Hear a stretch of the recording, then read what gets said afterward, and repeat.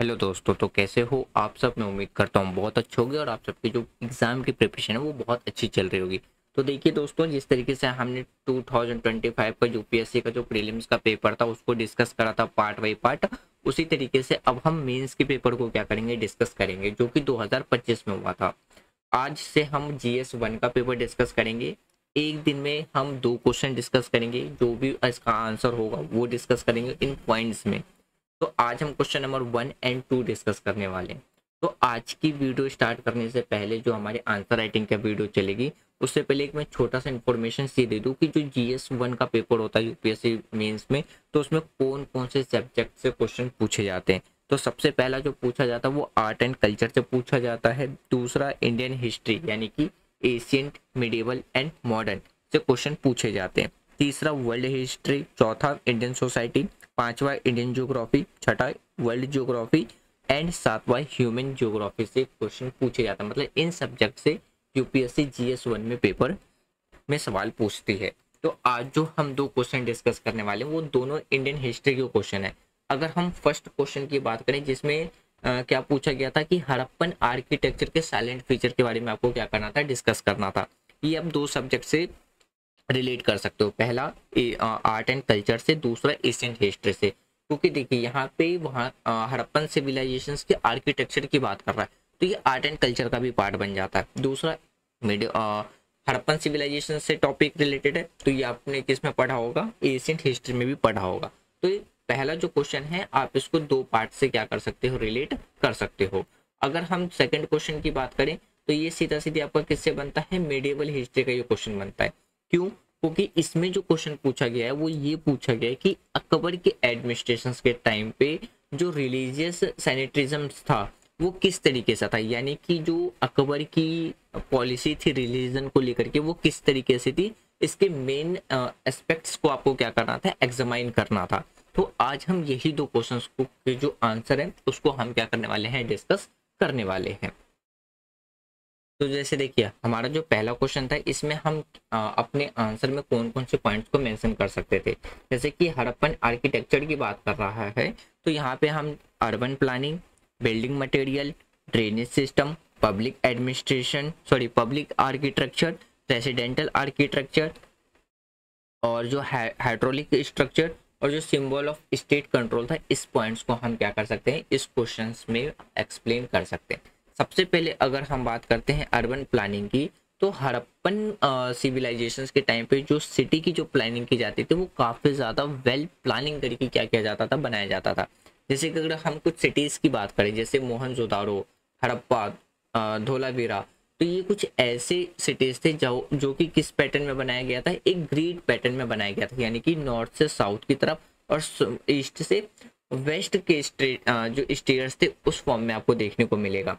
फिर वहां पे अगर हम बात करते हैं तो आपको एक क्लियर क्या देखने को मिलेगा, डेमिक्रेशंस देखने को मिलेगा। जो जैसे कि वहां पे जो टाउन थे वो 2 रीजन में, मतलब 2 पार्ट में डिवाइडेड था। पहला आपको देखने को मिलेगा अर्बन टाउन यानी कि सॉरी अपर टाउन, जो कि ऊपर की तरफ बसाए गए एक शहर थे। और दूसरा आपको देखने को मिलेगा लोअर टाउन, जो कि नीचे की तरफ बनाया गया एक शहर था।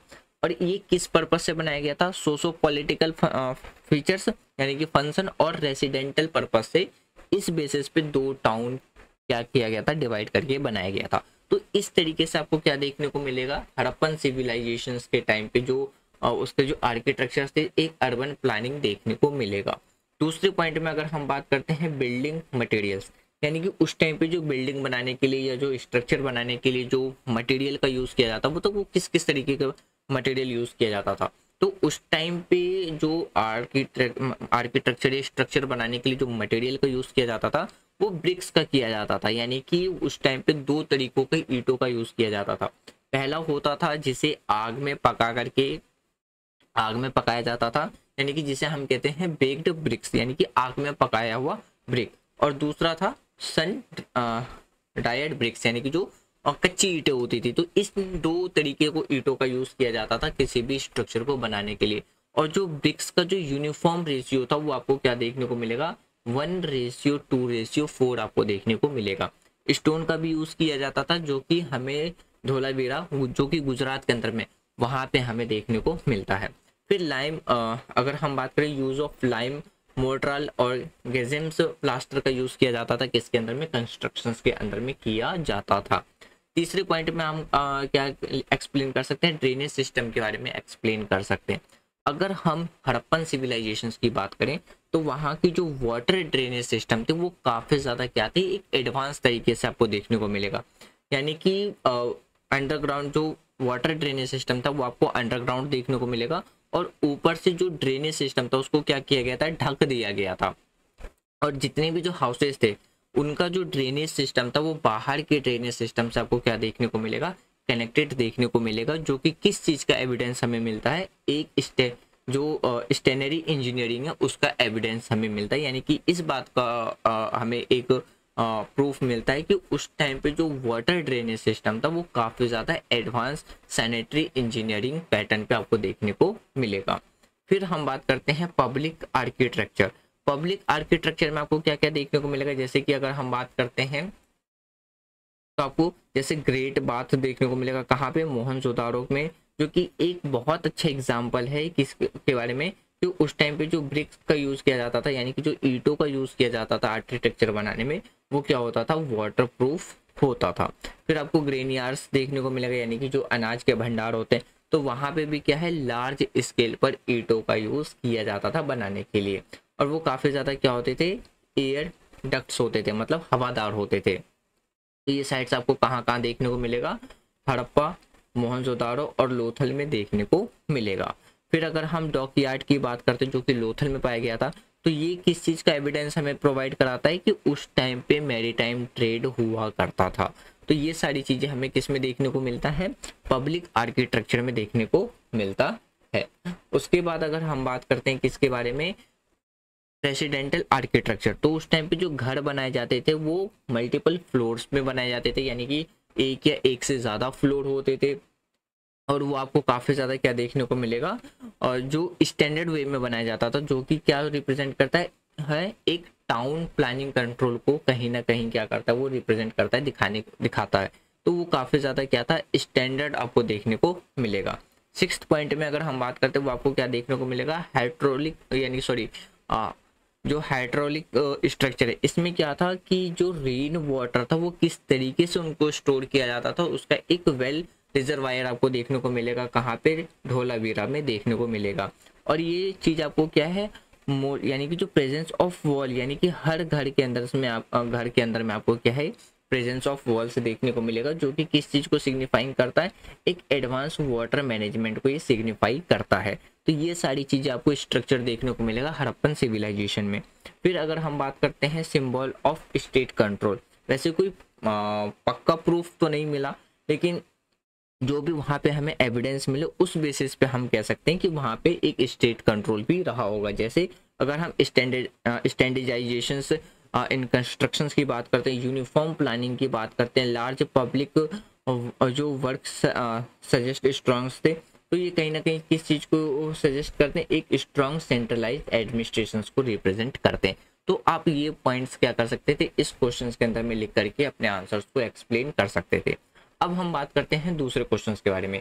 दूसरे क्वेश्चन में आपसे क्या पूछ रहे हैं कि अकबर के एडमिनिस्ट्रेशन के टाइम पे जो रिलीजियस पॉलिसी थी अकबर की, वो किस तरीके से थी। तो अगर हम मेन एस्पेक्ट्स की बात करते हैं अकबर रिलीजियस की, तो आप इसको इन 7 पॉइंट में डिस्कस कर सकते थे, डिस्क्राइब कर सकते थे। जैसे पहला अगर हम बात करते हैं किसके बारे में, सुल आई कुल। अब इसका मतलब क्या था कि इसका मतलब था पीस फॉर ऑल, यानी कि सब के लिए क्या था, शांति।